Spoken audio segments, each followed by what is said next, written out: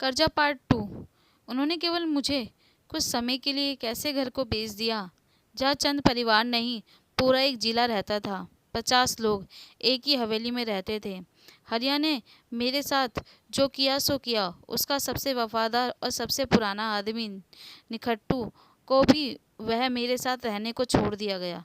मैं तो गूंगा था, इसलिए मुझे ज़्यादा फर्क नहीं पड़ा। ऊपर से जैसे लोगों को पता चलता जा रहा था कि मैं गूंगा हूँ, तो मुझे और सहानुभूति मिल रही थी। इधर मेरे दोस्त निकट्टू को पूरे पूरे घर का काम करना पड़ता था। जब खाने की बारी आती थी तो गिनी चुनी रोटी देते थे। हरिया यहाँ से कर्जा लेकर गया था, उसका ब्याज वो हमसे ही वसूल कर रहे थे। पूरा घर भीड़ से भरा रहता था। वह जो लोग गुजराती थे, इतना तेल का खाना खाते थे कि मेरा 2 दिन में ही पेट चल गया। मैं बहुत परेशान हो रहा था। ऊपर से पूरी रात नींद भी नहीं आ रही थी। सबको जैसे घर में पता चला, वहाँ के लोग मेरे लिए परेशान हो गए। वे हर बार बोलते थे कि बेचारा एक और गूंगा एक वैसे ही घर में बैठी है और यह और यहाँ पे परेशान हो रहा है। क्या इस घर में मेरे अलावा भी कोई और गूंगा था? मैं जानना चाहता था।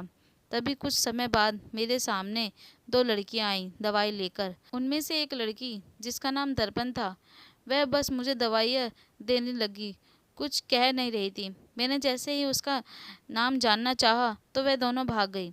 तभी किसी ने पीछे से आकर कहा, इन लड़कियों से दूर रहना, ये इस घर की मालकिन है। इसका भाई गर्व इनके लिए रिश्ता देखने गया है। वो जो तुम्हें दवाई दे रही थी दर्पण, वह कुछ बोल और सुन नहीं सकती, बिल्कुल तुम्हारी ही तरह है। इसलिए इस घर में तुम पर थोड़ी दया दिखाई जाती है। दर्पण की 2 बार शादी टूट चुकी है। हर बार कोई ना कोई मुसीबत आकर इसकी शादी टूट जाती है, पर इस बार तो इसकी शादी पक्की है और तुम इन्हें नाम से नहीं मालकिन कहकर बुलाना। मैं उनकी बातें सुन रहा था और सोचने लगा, भगवान ने मुझे बिल्कुल ठीक ठाक इस दुनिया में भेजा था। तब भी मैं मरना चाहता था, और ये लड़की जो पैदा होते ही ना तो कुछ बोल सकती है और ना सुन सकती है, ये अपनी ज़िंदगी कैसे जी रही है? इसने अभी तक हार नहीं मानी और मैं सही सलामत होकर भी ज़िंदगी से हार गया। दर्पण ने मुझे मेरी मरने की गलती का एहसास दिलाया था। अब मैं कुछ करना चाहता था, इसलिए मैं यहाँ पर पैसे कमाऊँगा यह सोचकर, और जो पैसे कमाकर अपने घर पर भिजवा दिया करूँगा। लेकिन मैं तो यहाँ गूंगा बनकर रह रहा था। फिर रात को जब मैं अपने आप से बातें कर रहा था, क्योंकि मैंने बहुत टाइम से ना तो कुछ बोला था ना किसी से बात करी थी, तो उसी वक्त उन दोनों बहनों ने मेरी सच्चाई जान ली और मेरे बारे में सबको बताने की बातें कहने लगी। मैंने भी गुस्से में रो रो कर अपनी बातें कह दी। मैंने दर्पण से अपने मन की बातें कह दी, जो कुछ मेरे साथ हुआ था और जो हो रहा था। ये सब मैंने बड़ी मुश्किल से हिम्मत करके उनसे कहा था। कहीं दर्पण सबको न बता दे तो मैं गूंगा नहीं हूँ, इसलिए मैंने उसके हाथ जोड़े। दर्पण अपनी बहन से कुछ कह रही थी इशारों में, और इशारों में ही उसने समझ लिया और कहने लगी, वो मेरी मदद करेगी, पर मुझे उसके लिए एक काम करना पड़ेगा, उसकी शादी तोड़नी पड़ेगी। मैं वहाँ हक्का बक्का रह गया पूरी तरह से। अगर किसी को इसकी भनक भी लगी दर्पण की शादी टुटवाने में मेरा हाथ है, तो यहाँ के लोग मुझे सच में ही ऊपर पहुँचा देंगे। मैंने डरते हुए इनकार कर दिया। इधर दर्पण ने मुझे इस काम के लिए मुंह मांगी कीमत दी और मुझे एक अच्छी नौकरी भी दिलवाने को कहा। अपनी ऐसी हालत देखकर और पैसे की गड्डियाँ देखकर मेरा मन पिघल गया और मैंने दर्पण के लिए वह काम कर दिया। और जैसे ही मैंने पैसे कमाए, वह रात में अपने घर पर जाकर दरवाजे पर रख दिए। फिर वापस से दर्पण की कोठी में आ गया। उसी रात जब मैं चोरी छुपे से घर के अंदर आ रहा था, तो दर्पण के भाई गर्व ने मुझे पकड़ लिया और अपनी बहन की शादी टूटने की खुंदक सारी मुझ पर निकाल दी।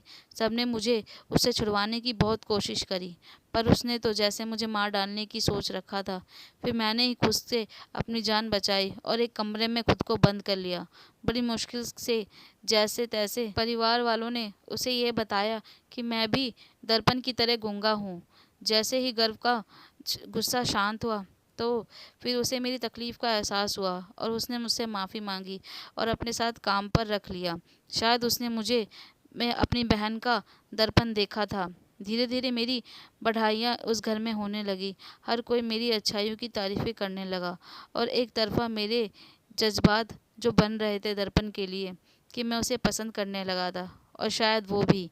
उस घर का कर्जा मैं कभी उतार नहीं पाऊंगा, लेकिन अपना सच बताकर दर्पण को अपनाना चाहता था। दर्पण से जब अपने प्यार का इजहार किया तो उससे बोला कि मैं तुम्हारे परिवार को अपनी सारी सच्चाई बताना चाहता हूँ। दर्पण ने साफ इनकार कर दिया कि इसका अंजाम बहुत खतरनाक होगा, पर मेरे दिल पर पत्थर था और वह सच बोलकर ही उतरेगा। मैंने पूरे परिवार को इकट्ठा किया और सबको अपना सारा सच बता दिया। सबको गहरा सदमा लगा कि जिसे गूंगा समझकर हम यहाँ उस पर प्यार लुटा रहे थे, वह दरअसल एक पढ़ा लिखा ठीक ठाक इंसान था। गर्व तो यकीन ही नहीं कर पा रहा था। वह फिर मुझे मारने के लिए आगे बढ़ा। उस वक्त दर्पण ने उसे रोक लिया और उसकी आंखों में मेरे लिए प्यार देखकर वह समझ गया कि दर्पण मुझे सच्चे दिल से चाहती है। उसने मुझे घर से निकाल दिया, पर दर्पण मेरे साथ खड़ी रही।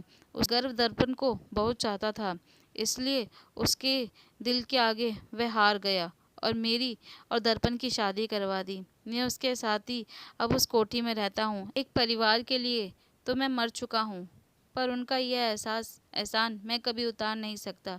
और आज मैं जिसके साथ रह रहा हूँ उसे रोज़ अपने साथ देखना चाहता हूँ।